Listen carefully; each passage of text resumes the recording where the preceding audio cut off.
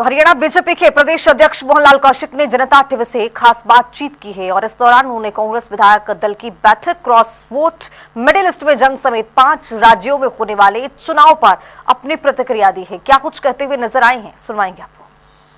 में हरियाणा बीजेपी के प्रदेश अध्यक्ष मोहनलाल कौशिक बात करने के लिए मौजूद हैं। राज्यसभा चुनाव के बाद में जिस तरह की परिस्थितियां बनती हुई नजर आ रही हैं, खासतौर पर कांग्रेस के अंदर खाने जो हालात चलते हुए नजर आ रहे हैं, उनको लेकर हम बातचीत करते हैं। आज कांग्रेस की तरफ से जो विधायक दल की बैठक है वो दिल्ली में ही बुलाई गई है। सर, कैसे देख रहे हैं जो क्रॉस वोटिंग करने वाले जो लोग थे उनका जो नाम है वो सामने आ गया है, इनवैलिड वोट करने वालों का नाम सामने नहीं आया और कांग्रेस के अंदर खाने खींचतान की स्थिति देखने को मिल रही है। कांग्रेस में कोई नई बात नहीं है और ये तो कांग्रेस की उपलब्धि है। उनमें खींचतान चलती रहती है, वो खींचतान से ही कांग्रेस आगे बढ़ती है।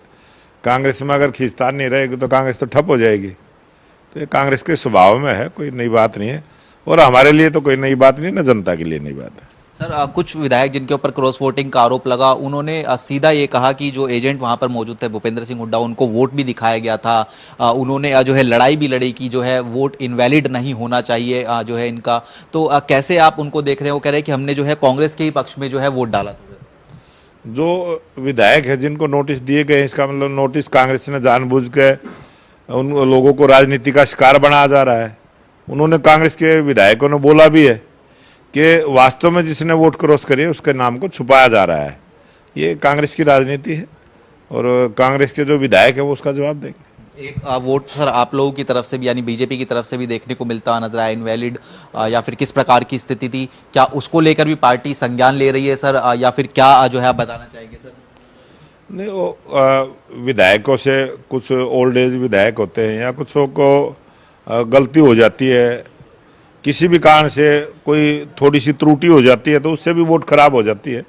और जो वोट कैंसिल का है वो कोई जानबूझ के नहीं हुआ है, वो उनसे मिस्टेक हुई है। सर, इनेलो जिस तरीके से इस पूरे फ्रेम में देखने को मिलती हुई नजर आई, उन्होंने अपने आप को हटा लिया था। अगर वोट उनके कहीं एक तरफ पड़ते या फिर दूसरी तरफ पड़ते तो एक बड़ा गेम चेंजर वो साबित हो सकती थी। आप इनेलो की रणनीति को कैसे देख रहे हैं सर? इनेलो अगर जिस प्रकार से इनेलो ने निर्दलीय प्रत्याशी को सतीश नांदल जी को जो भरोसा दिखाया था और उनको भरोसा था निर्दलीय प्रत्याशी को कि इनेलो की वोट मिलेंगी, अगर वो 2 वोट मिलती तो उनकी जीत हो जानी थी, वो निश्चित थी, पक्की थी, उसमें तो कोई 2 राय थी ही नहीं और कांग्रेस के उम्मीदवार की हार हो जानी थी।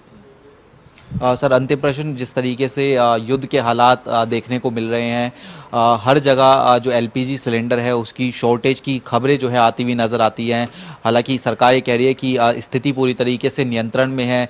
आप कैसे देख रहे हैं सर, बतौर जनप्रतिनिधि किस प्रकार की खबरें आपको भी पहुंचती हुई नजर आती हैं सर? ये देखो, आज ये पूरा वैश्विक संकट है और पूरा पश्चिमी एशिया इससे प्रभावित है और जो हॉर्मुज़ जो जल मार्ग है, समुद्री जल मार्ग है, वहाँ से जो आवागमन तेल का, गैस का, रसायन खादों का जो समुद्री जहाज़ों के द्वारा जो सप्लाई बाधित हुई है और उस बाधित होने की वजह से विपक्ष ने अनाप शनाप प्रचार शुरू किया है।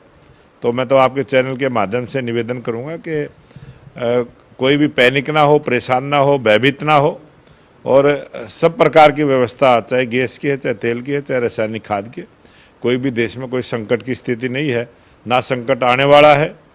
और थोड़ी बहुत समय के लिए कोई चीज़ बाधित हो जाती है, उसके बाद उसकी सप्लाई भी शुरू हो जाती है। आज पूरे देश के अंदर जहाँ कांग्रेस का भी शासन है वहाँ पर भी तेल की, गैस की, खाद की कोई कमी नहीं है और जो सप्लाई है उसमें व्यवस्थाओं में थोड़ा परिवर्तन किया गया है। समयबद्ध तरीके से सप्लाई को देने की एक व्यवस्था बनाई है और उससे कोई भयभीत होने की आवश्यकता नहीं। सर, जो 5 राज्यों में चुनाव हो रहे हैं उसको लेकर हरियाणा बीजेपी के नेताओं की तरफ से भी कोई तैयारी की गई है? हरियाणा बीजेपी के नेता सभी 500 प्रांतों में गए हुए हैं और वो काम कर रहे हैं, पार्टी के लिए काम कर रहे हैं और असम में और पश्चिम बंगाल में 100% भारतीय जनता पार्टी की सरकार बनेगी। जो बाकी 3 प्रांत हैं उनमें भी भारतीय जनता पार्टी मजबूती से आगे बढ़ेगी, हमारी विधायकों की संख्या बढ़ेगी और हम सरकार में भारतीय जनता पार्टी का बहुत बड़ा रोल रहने वाला है। बहुत बहुत शुक्रिया। तो हमारे साथ में मोहनलाल कौशिक जी थे, जनता टीवी से खास बातचीत कर रहे थे। कैमरा पर्सन सागर के साथ स्पर्श शर्मा, जनता टीवी, दिल्ली।